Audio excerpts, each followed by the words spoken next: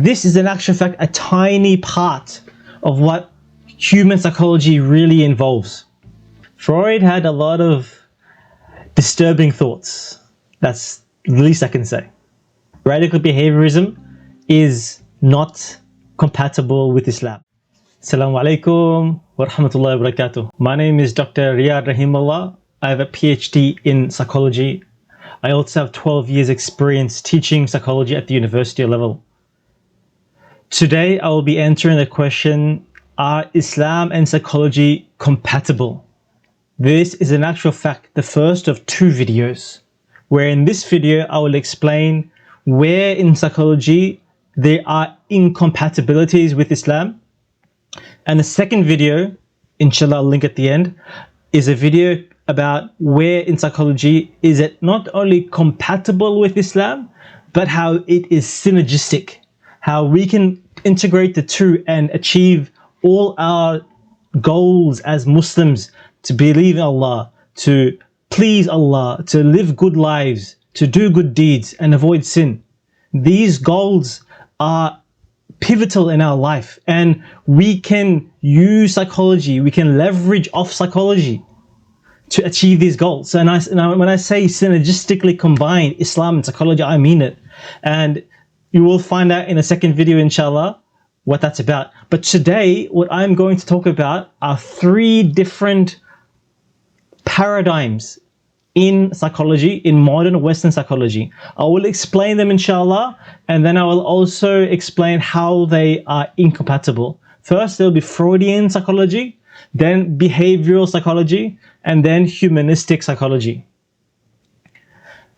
Before we start though, I think it's important to understand what psychology really is.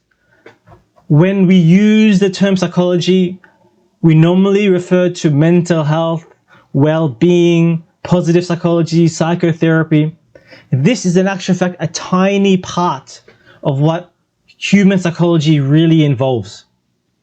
If I were to quote the Cambridge Dictionary, psychology is the scientific study of the way the human mind works and how it influences behavior, or the influence of a particular person's character on their behavior. So this is a overarching definition, but there are a number of different aspects of psychology that we can take from this. There is social psychology. How do other people's, as individuals or as groups, influence our thoughts, feelings, and actions? There is developmental psychology. How people's thinking and behavior change across the lifespan. Behavioral psychology. How we learn and behave in response to our environment. And cognitive psychology. Mental processes like thinking, memory, and perception, these are all cognitive psychology. Now that we've established what psychology is in a broader spectrum of understanding, let's go into the paradigms. Sigmund Freud. He is considered the father of modern Western psychology. He was the first in the West, in the modern era, to be thinking about human psychology. He developed his theories between the 1890s and 1930s. He had a number of different theories like the id, ego, superego. There's also the psychosexual stages of development, and we'll talk about this one now. So as humans, he understood that we go through different stages as children, and this culminates into how we end up as adults. And if we don't have a need met at a particular stage, as adults will regress back to that stage. So for instance, there's the oral stage where a baby derives pleasure through the mouth. There's the anal stage where the baby or the child derives pleasure through excretion.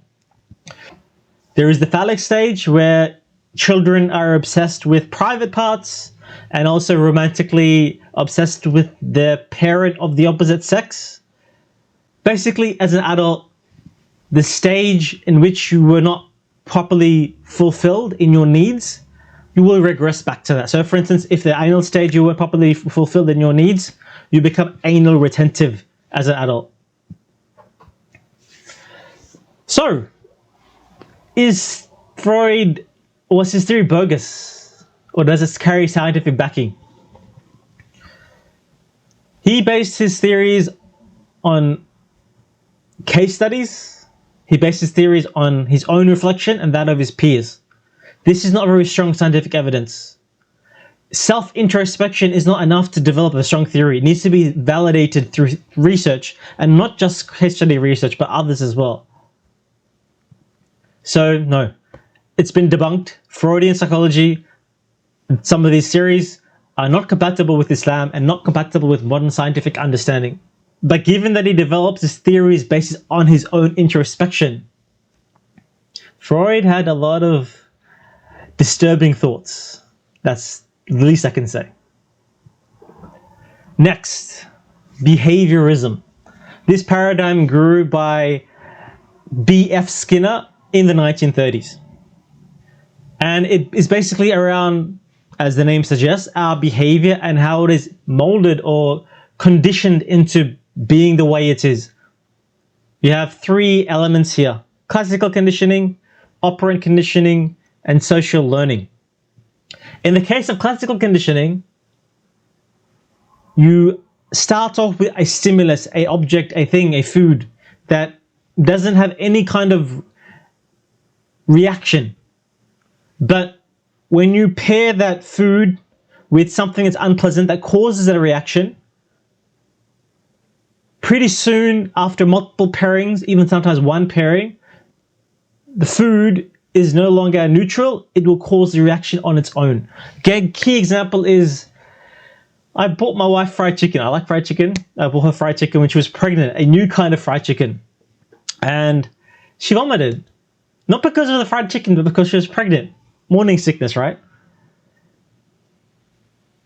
When she thinks of that fried chicken in the future, ever since then, she doesn't want it. She won't have it. Because it gives her a feeling of nausea. It wasn't the fried chicken. I ate it. I didn't get sick. It was the pregnancy. But because the fried chicken was paired with the nausea, the fried chicken alone can cause nausea. Operant conditioning is the next one. Basically, it's the consequences you experience. So if you are rewarded, you're more likely to do something. If you are punished after the behavior, you're less likely to do something. Like, for instance, games.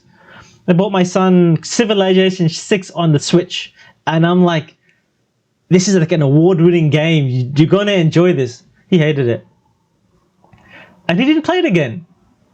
Right? So that experience was boring for him, and that's a bit of a consequence of punishment.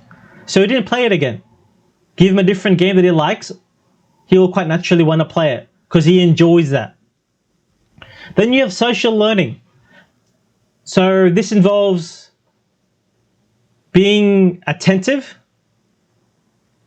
of what you're seeing, then also being able to retain it, that information, then be able to reproduce it, and then there has to be a motivation. Clear example. This is what I learned when I was in university. A squirrel learns how to open a trash can and get out the food. Not easy for a squirrel, but they learn how. Maybe some mistake, they stumble upon it, they learn how. Other squirrels witness this squirrel in question lifting the trash can lid.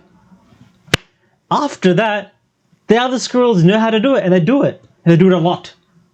Who knows, you probably find car parks full of half-open trash cans with trash and food and everything strewn across everywhere.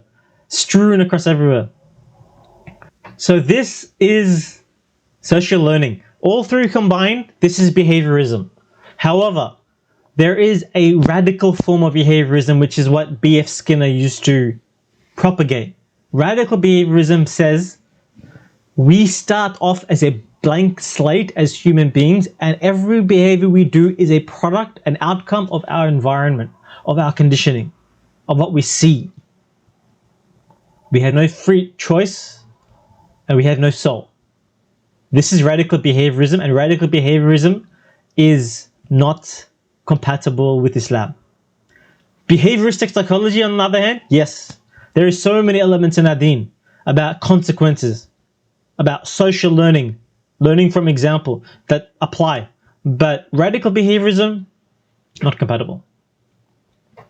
The last paradigm I want to talk about is humanistic psychology. This paradigm emerged in reaction to radical behaviorism, and it acknowledges the fact that a human being has a soul, has free choice, and has the ambition to self-actualize. Self-actualize. You might have heard this phrase from classical Maslow's hierarchy of needs. Abraham Maslow was a key figure in humanistic psychology. It starts with a pyramid. At the very top, you have self-actualization. This is the goal of human beings. It involves things like creativity, acceptance, purpose, meaning, morality, and potential. According to this theory, you can't reach the top till you ascend each level. The base levels need to be achieved first. So physiological needs, safety and security, these are all needs to survive. Then you can fulfill the need to feel loved and belonged. Then you can fulfill the need to attain self-esteem. And then you can self-actualize. So there's a staircase, a pyramid that you have to climb to reach your goal of self-actualization. Is this theory compatible? You might be thinking, yeah, it's compatible. We believe in reaching our potential as well. But looking at it carefully, everything that's talked about in self-actualization is not our goal as human beings, as Muslims. Our goal as Muslims is to please Allah, attain Jannah, avoid Jahannam, not sin. These are our goals. That's our potential that we need to fulfill. That's our human purpose. In order to reach this goal, we don't need to ascend the levels of the pyramid. You don't even have to fulfill your security needs, safety needs, and you can still achieve your goal, your purpose. We see this with the shuhada in Gaza, and also the family members they leave behind in the morning. They have the ability to please Allah in ways we can't even imagine and we don't want to imagine. Yeah, it's sad. So, what I have talked about today is how 3 paradigms of psychology are not compatible with Islam. Disclaimer once again, this is not my overall opinion. This is just a small analysis of psychology. I believe that psychology and Islam can be integrated. You can leverage psychology, you can leverage what you know in psychology to achieve our goals as Muslims. And in another video, I have actually dissected in some ways how Islam is compatible with psychology, but not just that, how they are synergistically combinable, if that's a word. If this is something that interests you, I encourage you to please like and subscribe. Lots more content coming your way, inshallah. And I will see you in the next one.